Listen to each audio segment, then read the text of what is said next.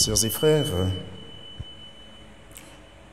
nous écoutons aujourd'hui un passage qui marque un tournant dans la mission de Jésus dans l'évangile de Saint Marc.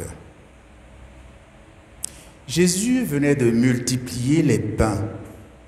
Ses disciples ont embarqué sans lui pour la traversée du lac. Lui-même devait les rejoindre de l'autre côté. Mais face au vent contraire, Jésus rejoint ses disciples en difficulté en marchant sur les eaux. Ils débarquèrent tous ensemble à Génézareth, en territoire païen. Et là, l'Évangile nous dit que les gens reconnurent Jésus. Ils parcoururent toute la région et se mirent à transporter les malades sur des brancards là où l'on apprenait sa présence. Et dans tous les endroits où il était, dans les villages, les villes ou les champs, on déposait les infirmes sur les places. Il les suppliait de leur laisser toucher ne serait-ce que la frange de son vêtement. Il y a en Jésus quelque chose qui attire les foules. Une compassion ou une générosité qui signifie son intérêt pour eux, son intérêt pour les joies et les souffrances de ceux qu'il rencontre. Dans cet évangile, Jésus ne parle pas. Les autres acteurs non plus. Mais Jésus leur offrait sa présence, une présence bienfaisante. Jésus offre sa présence à tous, spécialement à ceux qui manifestaient de la solidarité vis-à-vis des plus faibles, des plus fragiles autour d'eux. On peut dire qu'ils sont attirés à Jésus par leur envie de voir des miracles ou de bénéficier de la guérison physique de leurs proches. Mais il y a déjà là l'expression d'une charité profonde, d'un sentiment intérieur positif. Et donc, il y a un territoire, un terreau favorable à l'accueil de la grâce divine. Et Jésus, qui ne se laisse jamais vaincre dans sa générosité, leur donne infiniment plus qu'ils n'attendaient.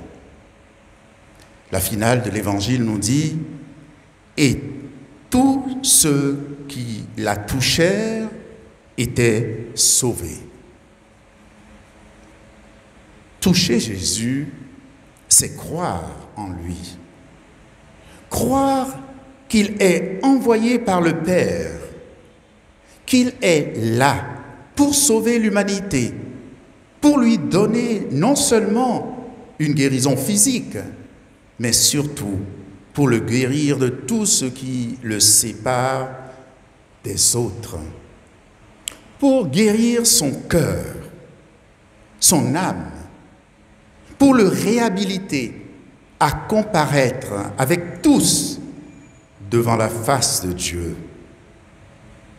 En cela, Dieu reprend en son compte la souffrance et la maladie de l'homme, et il transforme cela en moyen d'éternité. Adolphe Guéchet soutient à ce sujet que dans la souffrance et la maladie, c'est mon combat que Dieu mène, et c'est le combat de Dieu que je mène. Sœurs et frères, n'oublions jamais que Jésus veut dire Dieu sauve. Il sauve toujours.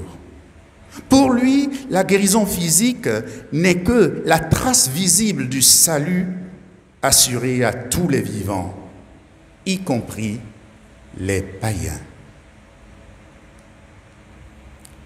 Quelle est-elle, la qualité de ma foi en Jésus? Croyons-nous vraiment que le salut se trouve en lui? Le connaissons-nous ainsi? Le reconnaissons-nous dans les signes de sa présence à nous aujourd'hui? Que sommes-nous prêts à sacrifier pour le toucher? Pour toucher ne serait-ce que la frange de son vêtement? Pour nous abandonner entre ses mains et laisser son pouvoir de contact opérer en notre faveur. Que l'Esprit de Dieu nous dispose à laisser Jésus venir toucher le calvaire à ciel ouvert que notre humanité est devenue et que nous ne cessons de dresser par nos péchés de tous les jours. Que cette grâce nous soit accordée maintenant et pour les siècles des siècles.